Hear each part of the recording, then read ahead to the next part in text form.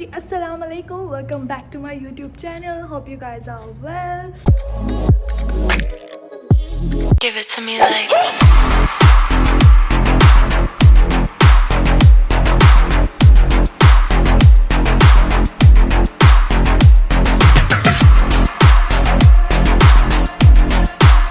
जो आज का व्लॉग है वो कोई रेमेडी पे या फिर किसी चीज़ पे नहीं है। आज का व्लॉग लाइक डेली रूटीन पे है।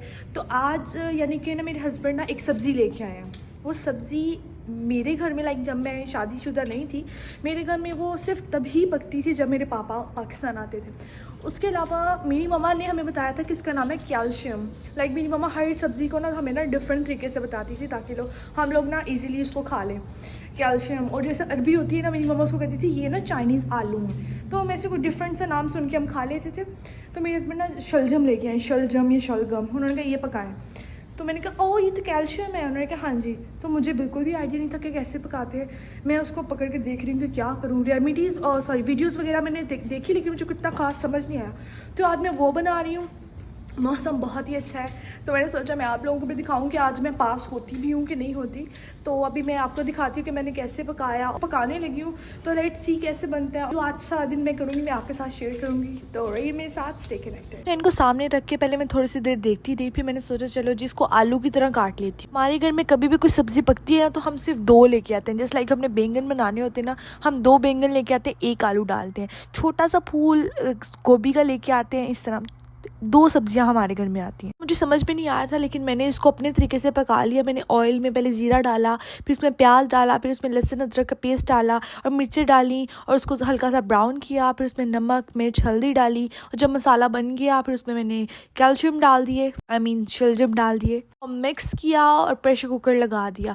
10 से 12 मिनट चलाया, उसके बाद उसको खोला, उस पर गरम मसाला डाला एंड दैट्स इट। मैंने ये अपने तरीके से बनाया था। आई डोंट नो कैसा बन रहा है कैसा नहीं। एक दो मैंने रेमेडीज़ भी देखी थी, लेकिन उस पर मुझे सिर्फ यही समझ में आई थी कि इसमें टमाटर ही डालने। तो बस मैंने उसको ही माइंड में रखते हुए ये बना लिया। और आई डोंट नो कैसा बना, बिकॉज अभी मेरे हस्बैंड ने टेस्ट नहीं किया। लाइक आज के दिन मेरे हस्बैंड ने ये टेस्ट नहीं किया। जब वो कल करेंगे तो मैं उनका रिव्यू भी ज़रूर दूंगी आपको, बिकॉज मुझे ये पसंद नहीं है खाना।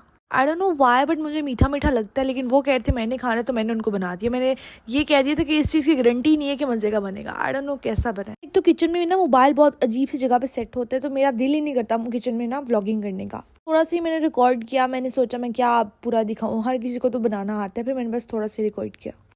हमारे यहाँ पे ना सर्दियाँ आ गई हैं, तो मगरिब के टाइम ना बहुत ज़्यादा सर्दी होना शुरू हो जाती है और रात तक फिर सर्दी रहती है। तो मैंने सोचा कि मैं समोसे बनाती हूँ। लाइक इतने अच्छे वेदर में अगर समोसे हों तो क्या ही बात है। तो इसको मैं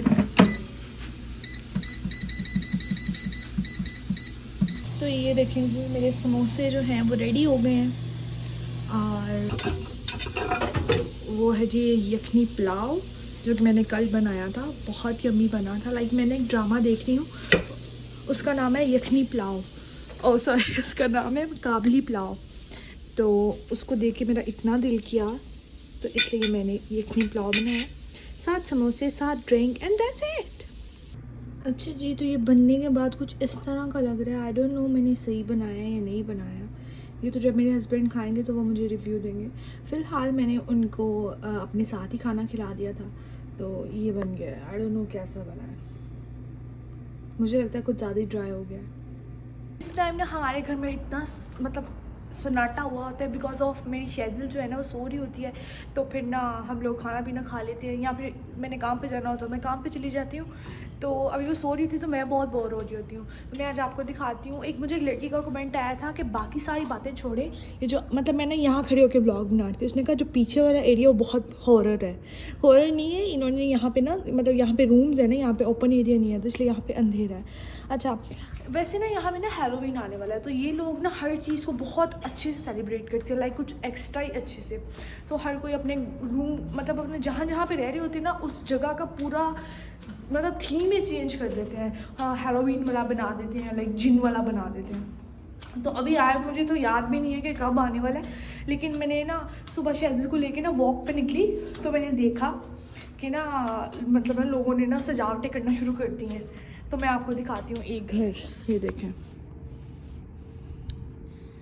मतलब ये आपको ये बाहर से लग रहा है ना कि ये वाव हॉरर है, इसने अंदर से भी बहुत हॉरर बनाया होगा, लाइक ऐसे जालो जूलो वाला बनाया होगा अंदर, और इस तरह हेलोवीन की चीज़ें रखी होंगी अंदर। तो ये देखिए सर, उसने अपना ये वाला भी डेकोरेट किया है। तो ये देखें, लाइक यहाँ पे हर चीज़ को इस तरह ही अच्छे से, जैसे इनकी क्रिसमस आती है ना तो पूरे घर को ये ना क्रिसमस वाला बना देते हैं, लाइक बेड शीट हर चीज़। इसी तरह अब हैलोवीन है, ये बहुत अच्छे से मनाएंगे। तो मैं वो भी आप लोगों के साथ शेयर करूँगी कि इनका अंदर से हाउस कैसे होता है। तो या मैंने सोचा ये भी आपको दिखाती हूँ, जब मैं आप लोगों के ब्लॉग बनाती हूँ मैं आपको दिखाती हूँ कि मैं क्या क्या कर रही हूँ। तो सुबह मैं उठी तो मैंने नाश्ता किया, उसके बाद थोड़ा बहुत काम शाम किया और शैजल को सुलाया। अब हमने लंच किया है और अब मैं बस घूम फिर रही हूँ। देखिए आपको पता है मैं हर वीडियो में अपना थोड़ा सा रूटीन शेयर करती हूँ और आपको ब्यूटी टिप भी देती हूँ।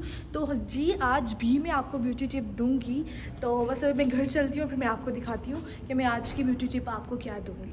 अच्छा, बहुत सारी लड़कियां मुझसे पूछती हैं आप बाल कैसे स्ट्रेट करती हैं, आप कौन सा स्ट्रेटनर यूज़ करती हैं। पहले तो मैं आपको ये कहूँगी, लाइक ये मशवरा दूँगी कि बाल बिल्कुल भी मत स्ट्रेट किया करें, लाइक जितना हो सके उतना अवॉइड किया करें। जैसे जब मेरी शादी नहीं ना हुई थी, जब मैंने कहीं भी जाना होता था मैं हमेशा बाल स्ट्रेट करती थी। जब मेरी शादी हुई तो फिर रोज़ तैयार होना था, रोज़ होना था, फिर मैंने अपने बाल स्ट्रेट करना छोड़ दिए। लाइक कभी कभी कर लेती थी और कभी कभी वैसे ही मतलब कोई और स्टाइल बना लेती थी। और फिर जब आपके लंबे बाल हो जाते हैं ना तो फिर आपके बाल ऑलरेडी सीधे होना शुरू हो जाते हैं, आपको स्ट्रेटनर की ज़रूरत ही नहीं पड़ती। अब बारी आती है कि जो कहेंगे हमने फिर भी स्ट्रेटनर लेना है, तो जो मैं स्ट्रेटनर लिया मैं आपको वो सजेस्ट करूँगी, वो सबसे बेस्ट है। वो बाल नहीं जलाता और मैंने वो लिया था पाकिस्तान से लिया था, सबसे बड़ी बात। और दूसरी बात ये है कि वो इतना कोई महंगा नहीं था, मैंने लिया था 7,000 का और अब की महंगाई के हिसाब से हो गया होगा 12,000 का। तो बहुत बेस्ट है, लाइक ये ऐसी चीज़ें जो एक दफ़ा लेनी होती है, बार बार नहीं लेनी होती। तो मैं आपको अपना स्ट्रेटनर दिखाती हूँ। अच्छा जी, तो ये है मेरा स्ट्रेटनर, ये है इसका नेम। और जब भी आपने स्ट्रेटनर लेने जाना है ना, अच्छा अगर आप इस स्विच को देखें ना तो पाकिस्तान में इस तरह के स्विच नहीं होते। तो जब मेरे हस्बैंड ने मुझे ये लेके दिया ना, लाइक ये बहुत ही मतलब कह सकते हैं कि जहाँ किस्मत हो वहाँ जाना ही होता है। ये मैंने जब शादी हुई ना न्यू तब मैंने लिया था। तो जब मैंने ये ले लिया ना तो मेरे हस्बैंड ना इसको हर स्विच में डाल रहे होते थे कि वो घुसता ही नहीं था, क्योंकि पाकिस्तान में इस तरह के स्विच ही नहीं होते।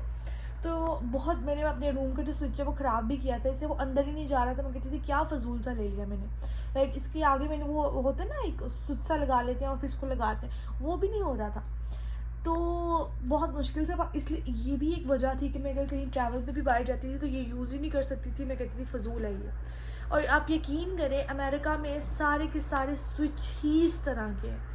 तो मुझे अब समझ में आई कि मैंने इधर आना था तो ये स्विच यहाँ लगने थे, लाइक यहाँ पे सारे स्विच इस तरह के होते हैं। तो जो हमारे मोबाइल के चार्जर है ना वो भी मतलब हमें यहाँ आके उसके स्विच आगे से चेंज करने पड़े। बट जो मेरा स्ट्रेटनर है वो जब मेरी शादी हुई थी तब ही मैंने ये वाला स्विच वाला ले लिया था। खैर मैं आपको चला के दिखाती हूँ। अच्छा जी, तो आपने जब भी स्ट्रेटनर लेना है तो आपने ये लेना है, लाइक ये देखिए ना, इसके यहाँ पे ऐसे यहाँ से ये ऑन होता है। इसमें आप अपने मतलब हिसाब से अपनी हीट सेट कर सकते हैं। और मैं जो हूँ ना ये फुल इसकी हीट है 450, मैं 450 पे यूज़ करती हूँ। और इसके अंदर वाली जो प्लेट्स हैं वो बिल्कुल मतलब इस तरह की, एक साइड से इस तरह की है, एक साइड से इस तरह की है। तो ये आपके बालों को कम से कम डैमेज तो बिल्कुल भी नहीं करेगा। तो ये वाला स्ट्रेटनर मैं यूज़ करती हूँ। जो लड़कियाँ मुझसे पूछ रही थी मैंने सोचा मैं उनको आज दिखा ही दूँ। तो ये पाकिस्तान से आपको ईज़िली मिल जाएगा, बहुत ईज़िली। जैसे कि मैं आपको कह रही हूँ कि आप लोग कम से कम बाल स्ट्रेट किया करें, लेकिन कई लड़कियों को होता है जी हमारे बहुत वेवी बाल हैं तो वो कर सकती हैं। लेकिन मैं उनको कहूँगी सबसे पहले रेमेडीज़ यूज़ किया करें। समझिए आपकी शादी है और मतलब 3 दिन बाद आपने किसी शादी पे जाना है, तो आप 3 दिन पहले ऑयलिंग करें और उस ऑयल के अंदर दही और अंडा और ऑयल मिक्स करके वो लगा लें, उसका एक मास्क बना के लगा लें, आपके बाल सॉफ्ट हो जाएंगे। उसके बाद जो मैंने शैम्पू वाली वीडियो देखी मेरी जाके, उसमें मैंने कंडीशनर करने का तरीका भी बताया, उस तरह कंडीशनर करें। तो वो होता है ना, लाइक मैं जो थी ना मैं एक एक बाल पकड़ के अपना स्ट्रेट करती थी, तो उससे ज़्यादा बाल डैमेज होते हैं। तो एक एक बाल पकड़ के मत स्ट्रेट किया करें, ऐसे मतलब सारे बालों को इकट्ठा पकड़ के स्ट्रेट कर दिया करें। और जब फुल्ली ड्राई बाल हों तब आप स्ट्रेट किया करें।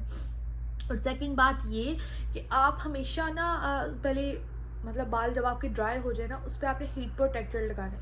हीट प्रोटेक्टर एक स्प्रे होता है, वो आपने अपने बालों में करना है। उसके बाद आपने स्ट्रेटनर अप्लाई करना है, तो फिर आपके बाल सेफ रहेंगे। लाइक ये बहुत मतलब रोज़ यूज़ करें ना तो बाल झाड़ू की तरह बन जाते हैं और फिर ठीक नहीं होते। उनका एक ही हल है कि कटवा दो। तो अगर जैसे फेस के ऊपर हम इतनी ज़्यादा लेयर्स लगाते हैं ना, प्राइमर, कंसीलर, बेस, ये वो, इसी तरह अपने बालों पे भी लेयर लगाएंगे ना तो आपके बाल बच जाएंगे।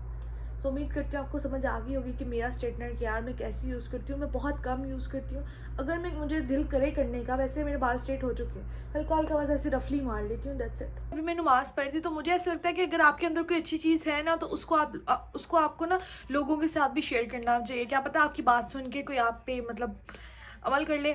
बहुत सारे लोग कहते हैं जी आप बहुत किस्मत वाली हैं, आप ये हैं वो हैं, तो आप भी किस्मत वाले बन सकते हैं। बताऊँ कैसे? सबसे पहले तो आप अपनी मम्मा से दुआएं लिया करें। लाइक मैं ऐसी थी कि मैं बहुत लालची थी दुआओं के मामले में। मैं अपनी मम्मा के पाँव दबाती थी और उनसे दुआएं लेती थी कि तुम हमेशा खुश रहो, अल्लाह तुम्हें ये दे वो दे, वट एवर, इतनी दुआएं मैं उनसे लेती थी। सेकंड बात ये कि अपने आप से बातें किया करें, जो आपके अंदर वाला इंसान है ना उससे बातें किया करें। उससे ये फ़ायदा होगा, जैसे अच्छा मैं काफ़ी अर्से से अपने आप से बातें करती आ रही हूँ, जस्ट लाइक फ्री बैठी होती हूँ अपने आप से कि ये क्या है वो किस तरह। तो अब उसका ये फ़ायदा होता है मुझे कि यहाँ पे अजान नहीं होती, लेकिन मैं नमाज़ पढ़ती हूँ अल्हम्दुलिल्लाह, सारी नमाज़ पढ़ती हूँ। इस तरह पढ़ती हूँ कि जैसे मैं शहज़ल को ना मैंने टाइमिंग ही वो सेट की है कि मेरी फजर की नमाज़ तो मिस ही ना हो। मैं ना 5 बजे शहज़ल सोती थी 10 बजे, और एक दफ़ा वो 10 बजे फिटर पीती है, एक दफ़ा मैंने 5 बजे का अलार्म लगाया होता है, क्योंकि वो 2 साल की हो गई। 2 साल का बच्चा खुद उठ के नहीं मांगता फिटर। 5 बजे का अलार्म लगाया, जब मैं उसको फिटर देती हूँ ना तो मेरा जो दिल है ना, मेरे अंदर से इतनी शोर हो रहा होता है कि अगर तुम अपनी बेटी को दूध देने उठ सकती तो तुम नमाज नहीं पढ़ सकती। लिटरली मेरे अंदर से इस तरह की आवाज़ें आ रही होती हैं। तो फिर मैं फटाफट से वज़ू करती हूँ और पढ़ लेती हूँ। लाइक दिल नहीं भी कर रहा होता ना वज़ू करने का, फिर भी मैं बस ऐसे ऐसे करके कर लेती हूँ और नमाज़ पढ़ के लेट जाती हूँ। तो मैं ये कहूँगी अपने आप से बातें किया करें, शीशे के सामने खड़े होकर ना अपने आप से बातें किया करें। होता है ओवर थिंक, एक होता है अपने आप से बात करना, लाइक अपने आप से हाल चाल पूछना, वो वाला। तो अब मैं जस्ट लाइक खड़े होकर पानी पी रही होती हूँ ना, तो मेरे दिल में ज़ेन आवाज़ें अंदर आ रही होती, बैठ जो 2 मिनट लगने हैं इस तरह, तो मैं नीचे बैठ के पी लेती हूँ। तो मैं फजर की नमाज मिस नहीं करती। अगर मैं अलार्म लगाऊँ ना 5 बजे का कि खाली नमाज पढ़ने के लिए उठूँ, तो मैं बिल्कुल भी नहीं उठ सकती। टाइम और वो जो गेम सेट की है ना, वो मैंने यही सेट की कि 5 बजे शहज़ल को दूध देने उठती हूँ, उठ के किचन में जाती हूँ, तो ज़हन में ये आता है कि जितनी देर दूध देने में लग रही है उतनी देर में तुम नमाज भी पढ़ सकती हो। 2 फ़र्ज़ होते हैं, जब 2 फ़र्ज़ पढ़ती हूँ साथ 2 सुनते भी पढ़ लेती हूँ, तो मेरा ईजी हो जाता है। तो मैंने सोचा आपको भी छोटी सी टिप दे देती हूँ। ब्यूटी टिप तो बंदा देते रहता है, लेकिन ये वाली टिप भी देनी चाहिए। ये किसी का भी वेट नहीं करती हैं, खुद ही भाग जाती हैं बाहर के, मैं जा रही हूँ। इनको सारे रिश्ते आते हैं, और ये देखे ज़रा खुद ही भागता हुआ जा रहा है। अच्छा तो अभी ना मेरा दिल कर था फलूदा खाने का, तो मैंने ना ऑर्डर किया, मैं ऑनलाइन ऑर्डर करके बस पिकअप करने जा रहे हैं। तो मैंने इसको कहा कहते हैं फलूदा, तो कहती ओके, इंडियन थी वो, तो कहती okay so you want falooda, मैं कही या आई वांट फलूदा। तो मतलब यहाँ पे रह के ना लोग एक्सेंट भी अपना ग्रेजोला कर लेते हैं। तो जी हम फलूदा खाने जा रहे हैं। अच्छा हम लोग ना यहाँ पे आते हैं और यहाँ से ना ब्रोस्ट खाते हैं। ये बहुत बहुत यमी ब्रोस्ट है इनका। जो भी एलए में रहते हैं और मुझे देख रहे हैं, मैं इनको कहूँगी यहाँ का ब्रोस्ट बहुत यमी है। और यहाँ मैंने ना नेट पे सर्च किया फलूदा नियर मी, तो ये आ रहा था, तो यहाँ से हम फलूदा लेने आए हैं। और वो रहे मेरे हस्बैंड, और वो पिकअप करने गए हैं। तो जी यहाँ आके मैंने ये वाला फलूदा खाना शुरू कर दिया। लाइक इसमें जेलीज़ हैं, आइसक्रीम है, बादाम है, पता नहीं क्या कुछ है। तो पाकिस्तान में तो सिंपल फलूदा होता था, लेकिन यहाँ का बहुत डिलीशियस है, आई लव इट। तो जी ये था मेरा छोटा सा व्लॉग। उम्मीद करती हूँ आपको पसंद आया होगा। मिलती हूँ आपसे नेक्स्ट व्लॉग में, तब तक के लिए अल्लाह हाफिज़।